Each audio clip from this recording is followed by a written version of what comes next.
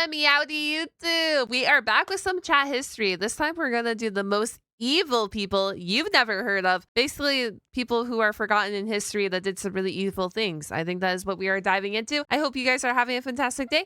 And hi, hello, if you're new here, my name is Saphwyn. I'm a silly NochuVTuber, and we are on the road to 100,000 subscribers. So if you want to join in on the journey, hit that subscribe button, and let's dive on in. Evil people you've never heard of. Evil.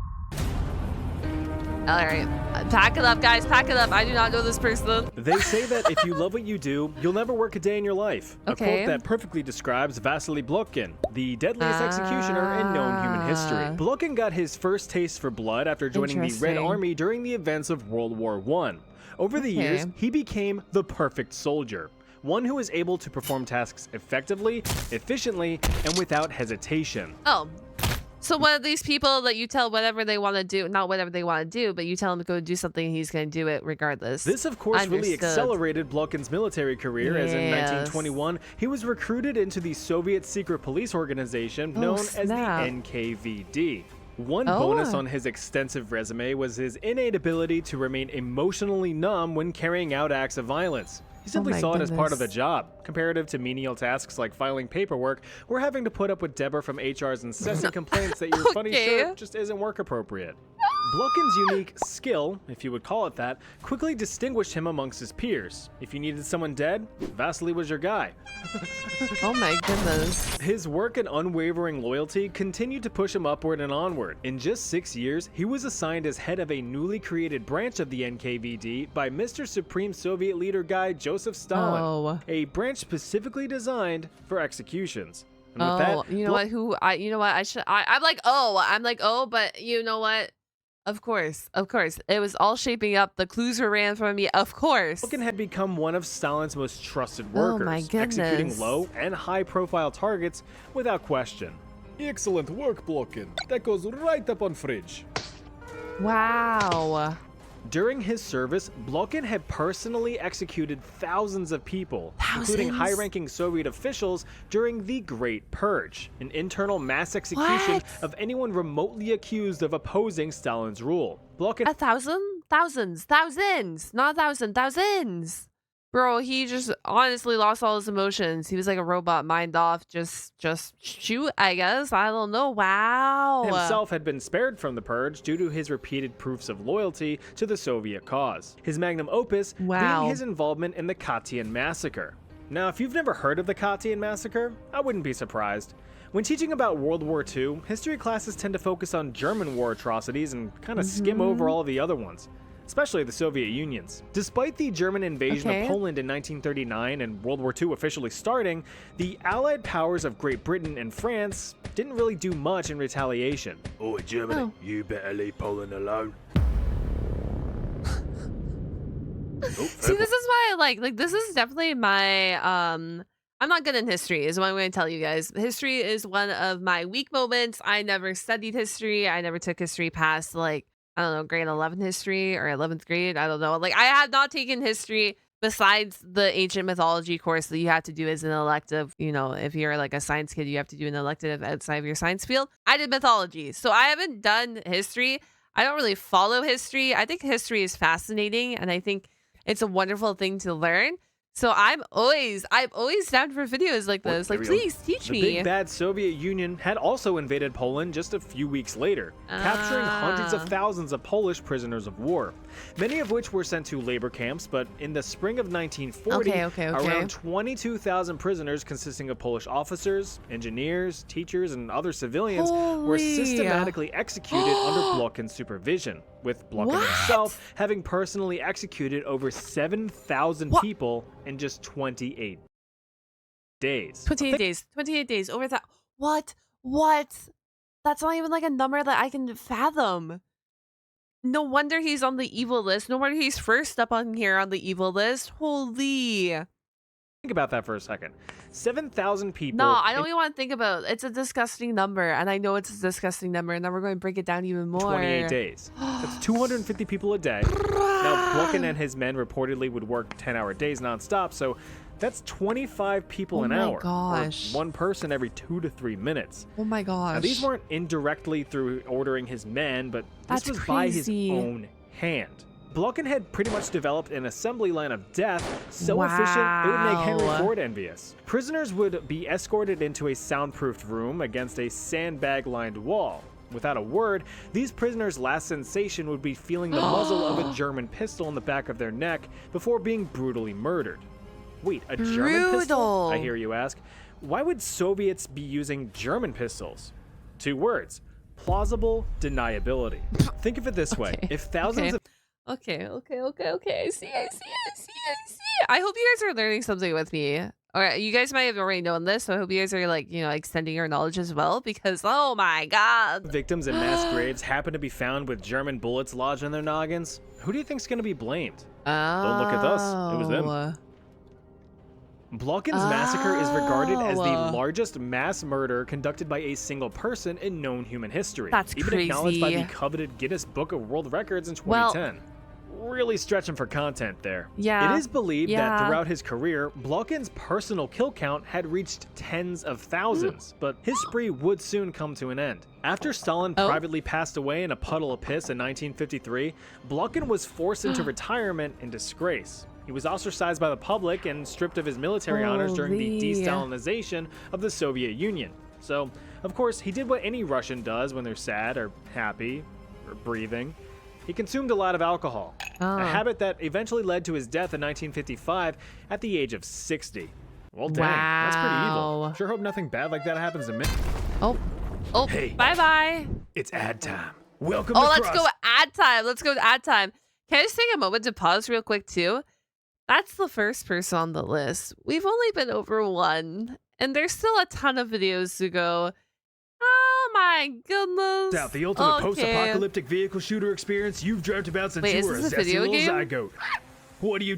Why, you build your own vehicular vessel of violence from the wheels up in fractions of an hour, using thousands of different parts and weapons, then use that monstrosity to utterly decimate other makeshift creations in epic PvP and PvE warfare. With ranks to ascend and zones to defend, building a death machine's what I recommend. Rockets that fly, chainsaws that rip, you can even... Are you guys hearing him right now? He's like wrapping off this advertisement.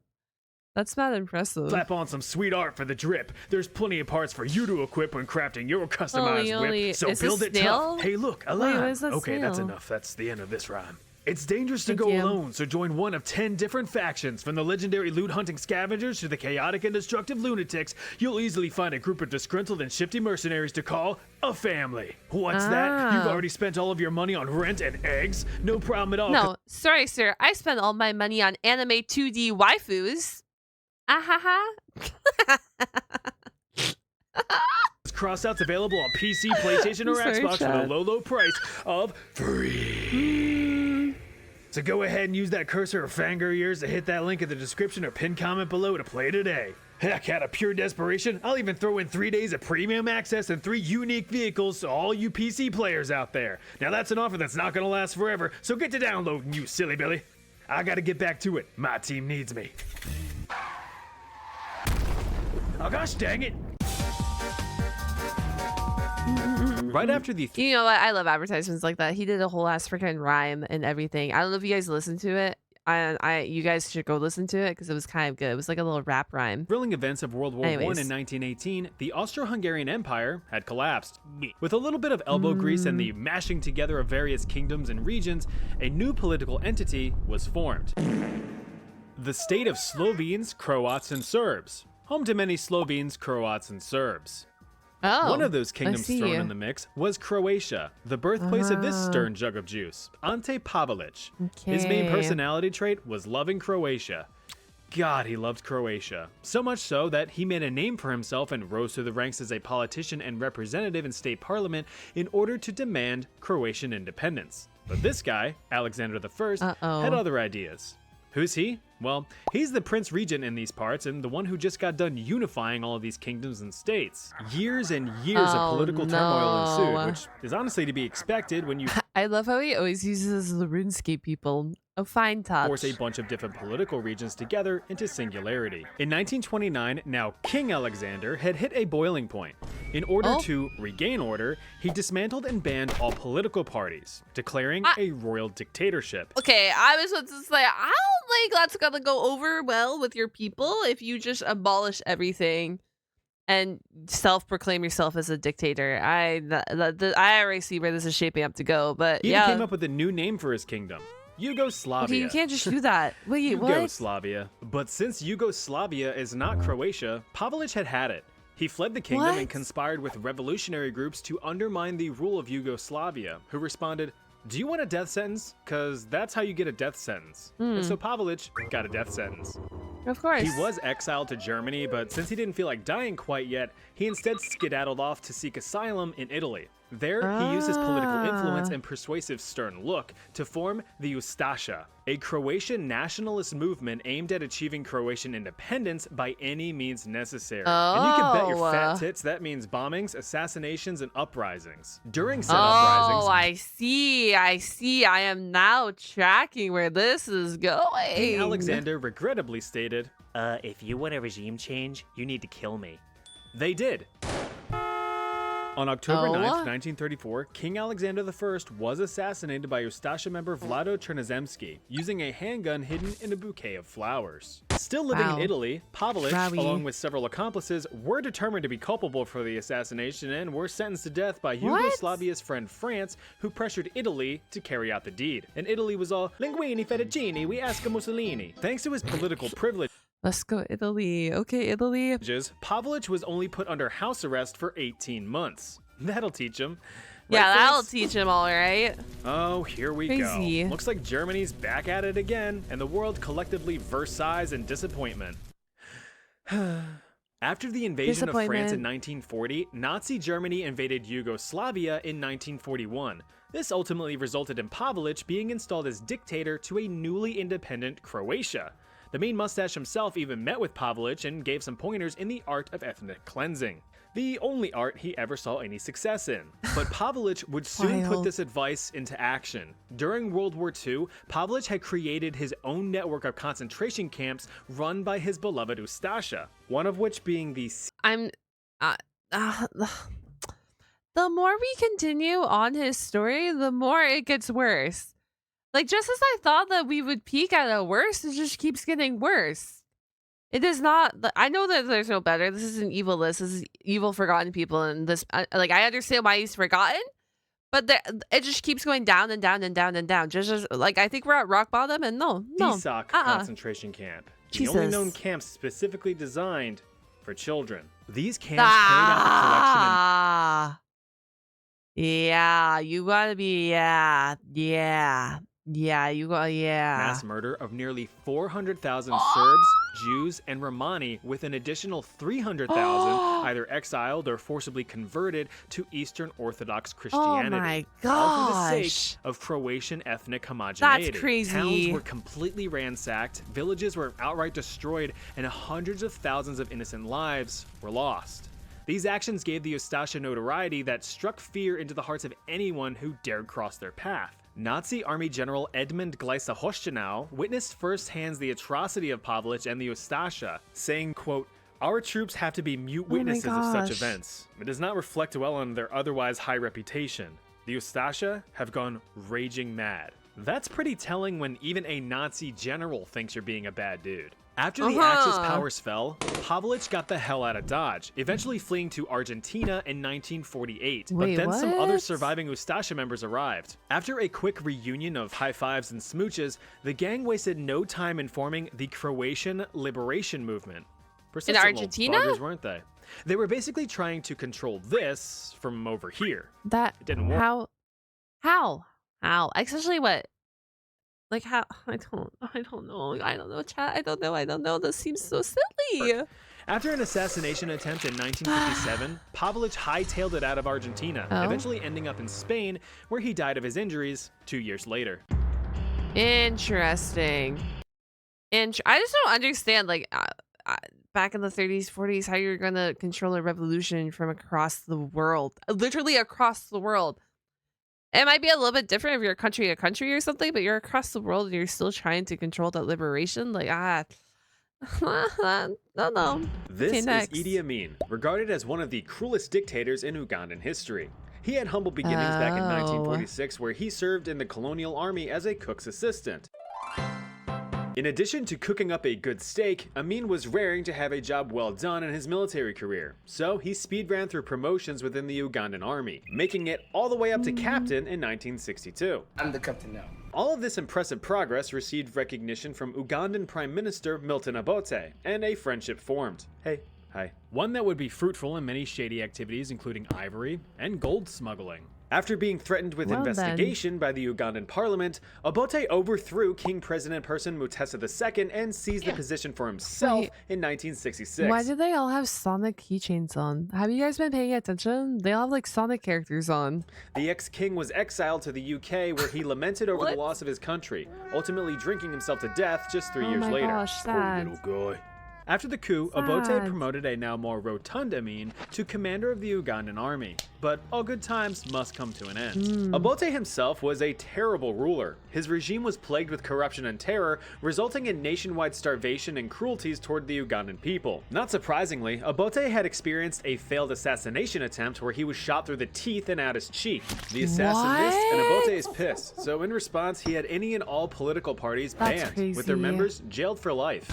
Oh my Meanwhile, God. Amin was in the corner doing his own thing, building up his beloved military for less than necessary fighting in neighboring wars. Obote didn't like that, and Amin didn't like that Obote didn't like that, so they began not liking each other. As a personal bitch slap, Obote had stripped Amin of his freshly granted commanding privileges and threatened him with jail time for misappropriating military funds. Well, But this only activated Amin's trap card, prompting a takeover of the Ugandan government while Obote was out and about doing president things. The Ugandan people have wait, hold on. Imagine being out and about doing president things and you come back and you're abolished, like you're not president anymore. Wow. having just gone through years of suffering under Obote's regime. were I understand why they want to change and why they did all of this, but I'm just thinking like that's pretty crazy. thrilled and cheered Amin's efforts. Okay. Now in control in 1971, Amin declared that the military would temporarily run the government until new elections could be run. He even promised to free all political prisoners. But he never did. In reality, he flew too close to the sun, taking comfort in its warmth. Just a week later, Amin declared himself President of Uganda, Commander-in-Chief of the Armed Forces, Ugandan Army Chief of Staff, and Chief of Air Staff. Okay, hold on. Not only did he name himself president, he said, I'm going to be all of the above. Oh, I see. Ego's starting to take over a bit. With this uncontested power, Amin began systematic executions of anyone who, he believed, would oppose his rule. Roughly 15,000 civilians had disappeared, now believed to have been kidnapped and given front row tickets to Amin's newly constructed state-of-the-art torture facility. Gosh. However, this failed to slake Amin's thirst for blood. He soon expanded his list of victims to various groups throughout the country. We're talking artists, journalists, lawyers, students, senior members of government, foreign nationals, anyone who had even the most infinitesimally small tie to Obote. There were even rumors of Amin being a cannibal, or at least having tasted human meat, though it seems like he rated it 1 star as it was, quote, too salty for him. That's Human messed rights up. That's messed organizations up. That's estimate messed that up. between That's messed up. 300 That's messed up. Oh my God. Ah! You know what though? I guess it's kind of a bittersweet that they're forgotten about, right? They're never heard of for being so evil in a way, in like a messed up way there. 1,000 to 500,000 people were slain under Amin's tyrannical rule. Known as the Butcher of Africa, Idi Amin not only murdered his own people, but devastated the Ugandan economy as well. He had expelled around 80,000 business owners and seized their property. So Amin walked up to an African stand and he said to the man running the stand, "Hey, bum, get out of here or I'll kill you." Oh. Then he waddled away, waddle. These businesses, which I were don't basically understand. the Like, I don't country's understand. I don't understand why people do this. They're just like, they get so high on like a power trip almost.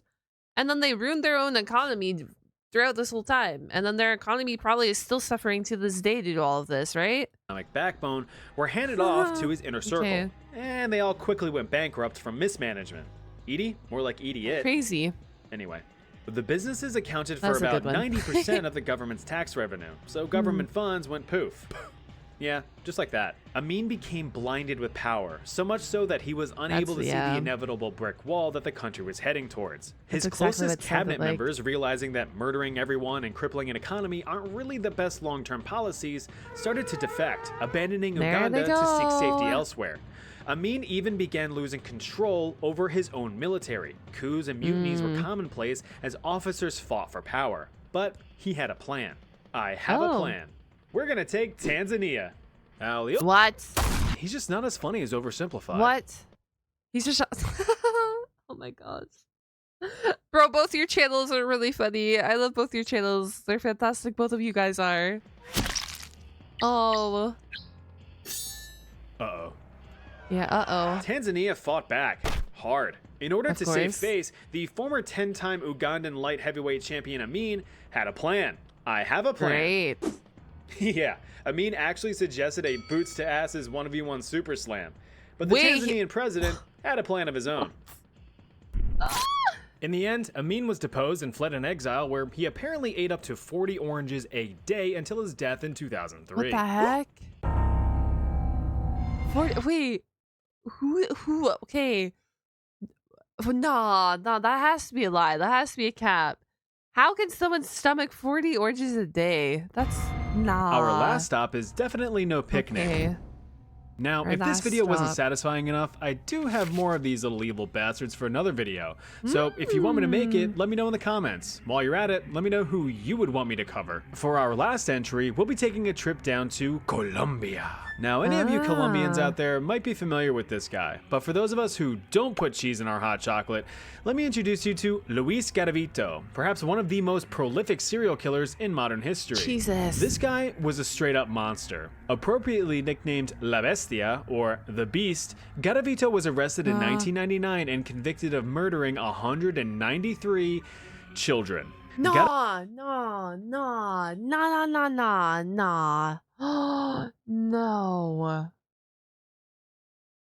Oh. Garavito's crimes began when he was just 15 in 1972. He had reportedly suffered severe depression, psychosis, and paranoia, allegedly stemming from an extremely abusive and traumatic childhood at the hand of his father. Pairing all that mental anguish with crippling alcoholism and an aggressive personality, Garavito began compulsively forcing himself on young children. Disgusted by his own actions, he had attempted to seek help, attending church sermons, AA meetings, and even seeing psychiatrists, wanting nothing more than to live a normal, happy life. But he was never able to claw himself out of the dark hole that he was in. Look, there's no denying that childhood trauma is tragic, but when you commit unspeakable acts of violence against innocent children, or really anyone for that matter, sympathy kind of goes out the window. Being a victim's one thing, creating victims is another.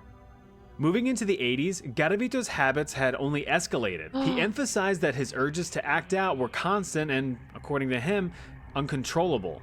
He would impulsively assault homeless children, and to make matters worse, began carrying razor blades and lighters to satiate his growing I don't even want to listen to this anymore. What? Lust for violence. After each outburst and eventually regaining his composure, Garavito claimed that he would be overwhelmed with guilt. He would write down the names of his victims in a notebook and pray for their safety. At this point, his victim count had crossed above 100. Devastated by his supposedly uncontrollable impulses, he desperately tried to find any answers as to why he was the way he was. He looked to religion, astrology, the occult, really anything that could potentially bring him some revelation. But during this little literary leap, he had stumbled upon a certain notorious autobiography. With each turn of the page, Garavito really started relating to this Adolf guy. No. I mean, they both suffered abusive Everyone he could have stumbled upon. childhoods, lived in poverty, are both complete dickholes, you know, that kind of stuff. Yeah. Luis even went a bit further and began idolizing one Campo Delgado, a Colombian serial killer who had publicly murdered 28 people, including his own mother, in the 1980s. More specifically, he admired the national attention that Delgado received and wanted to experience that firsthand. Now, the 1990s. Gosh, that's the thing. Sometimes they want the attention, they want the eyes on them, and they continue doing the crimes for the eyes on them. Where Garavito really went off the rails. He was now apathetic in his crimes. He felt nothing. No remorse, no sorrow, nothing. With all emotional ties cut, Garavito's actions hit an apex. Across this decade, Luis committed the mass murder and assault of hundreds of children. That's in disguise, he lured victims into secluded areas in broad daylight where they were assaulted, stabbed, cut, burned, beaten, eviscerated, and dismembered. After their passing, the victims were often placed in dozens of mass graves scattered across the countryside, with some containing as many as 40 bodies. Now, you can't really hide violence of that caliber for long, so eventually the graves were discovered in 1998, and an official investigation was launched. Because of his continued alcoholism, Garavito's work was sloppy. He would often leave articles of clothing, empty liquor bottles, and various belongings. Yeah, but the fact that he, what was it, 183 or 193? The fact that it got that high at his crime scenes. Honestly, it's kind of weird that it took so long to get caught. That's but the mountains of evidence did eventually lead to his arrest in 1999. While being interrogated, Garavito confessed to the murder of hundreds of children. Now, of course, in order to prevent the large, sandpapery, unlubed fist of YouTube from giving my butthole an identical neighbor, I of course cannot go into the nitty-gritty of the crimes. You morbidly curious little deviants would have to look that up for yourselves. But don't say I didn't warn you. In the end, Garavito's crimes rightfully warranted a sentence of up to 1,853 years and 9 days in prison. That's pretty great. Except for the fact that Colombian law at the time prevented any sentence from being longer than 40 years. And get this, since he had given a full confession and even helped investigators find the bodies, his sentence was further reduced down to just 22 years.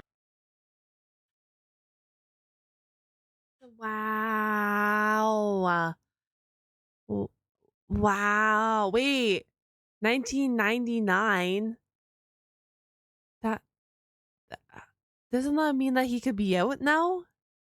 And the Colombian population was pissed. Yeah, I would be too if you killed over 100 people and you're only getting 22 years. That's actually like a slap on the wrist. But luckily, in 2021, Garavito's parole was personally denied by the Colombian president, who vowed that he would never be a free man again. Okay. And he never was. Luis Garavito was diagnosed with eye cancer and died in prison in 2023.